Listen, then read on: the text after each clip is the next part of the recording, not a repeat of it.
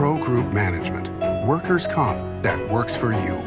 This is 7 at 7 from the Las Vegas Review-Journal. Good morning, everyone. I'm Renee Summerhour. We start off with your business news, sponsored by Bank of Nevada, Bank on Accountability.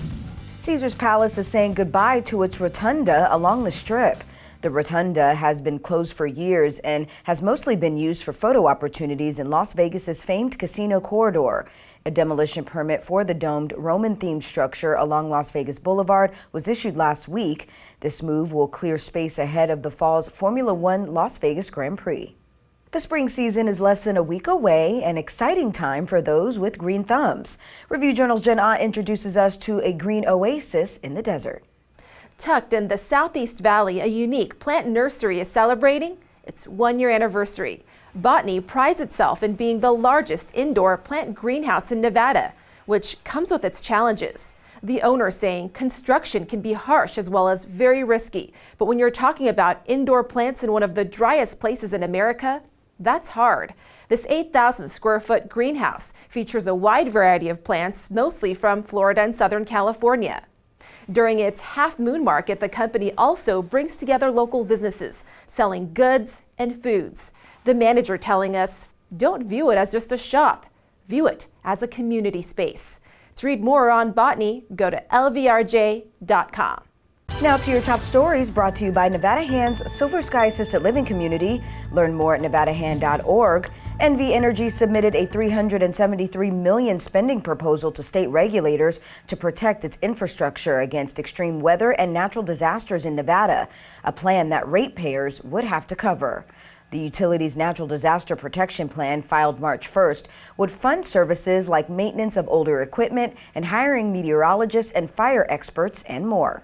A company official said that Northern Nevada is getting more funding since its infrastructure is older and more susceptible to natural disasters than Southern Nevada. If approved, NV Energy would spend cash on the protection plan's resources for 1 year and collect the costs from ratepayers the following year. President Biden arrived in Las Vegas last night. Review-Journal's James Schaefer has those details. President Biden is in Las Vegas, where he is planned to discuss the lowering cost of prescription drug prices. Police here are saying that locals should be bracing for road closures in their near future. Tuesday between 6 and 7 p.m., closures were seen from Harry Reid Airport connector to the 215 westbound up through the Spaghetti Bowl and west to Summerlin. Following that, between 8:30 p.m. and 9 p.m., Summerlin Parkway was closed again, heading back to the I-15 southbound. Wednesday closures are expected to be much more minimal as the president plans on heading to the UNLV College of Hospitality to speak on lowering prescription drug costs. Road disruptions will be starting between 12:15 p.m. and 12:45 p.m. as Maryland Parkway from Tropicana to Russell will close. Originally, the president was expected to come to town to designate the Avicume National Monument, but that event has since been postponed. For the Las Vegas Review-Journal, I'm James Schaefer. A settlement has been reached between Tony Hsieh's financial manager and the late Zappos CEO's estate. According to court records, a lawsuit filed by Hsieh's longtime friend Tony Lee was closed and dismissed with prejudice last week. The order did not state the amount of the settlement. Lee sued Hsieh's estate in April 2021, seeking nearly $7 million over an alleged breached contract. Attorneys for Lee and Hsieh's estate did not reply to requests for comment.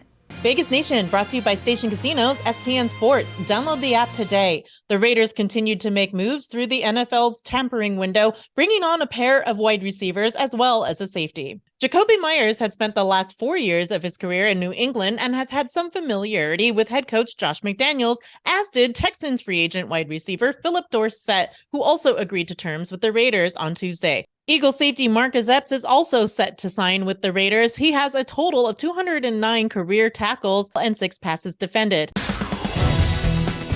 Now it's time for your weather report, brought to you by Star Nursery, your garden's partner for every blooming thing.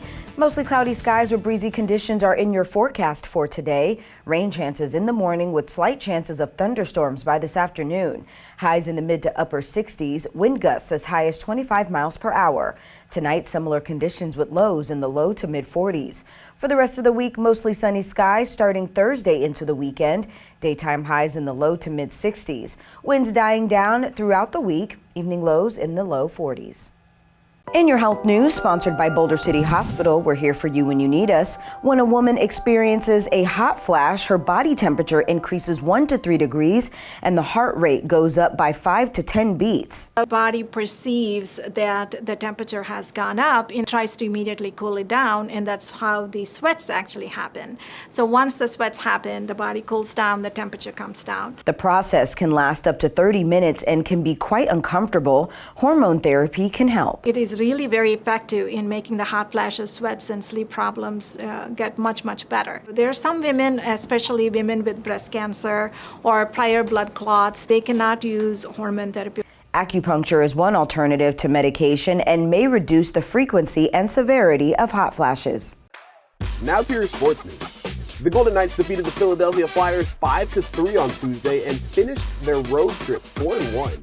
They got the win to improve their record since the All-Star break to an NHL best 13-2-2, and also became the first team in the Western Conference to reach 90 points.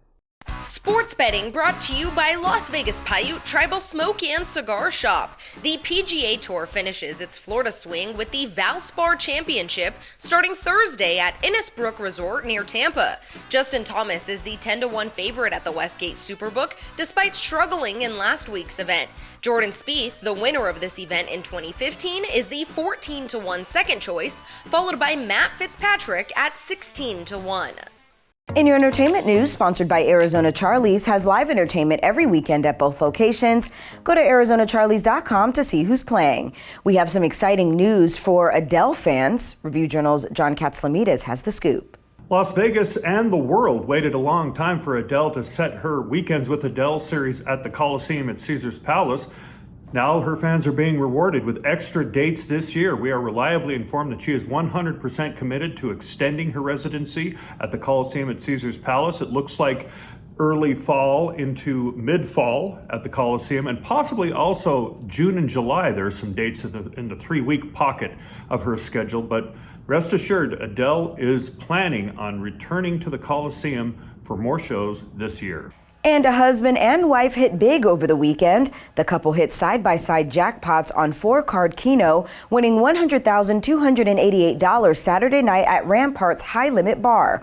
One machine hit for $87,240 and the other $13,048.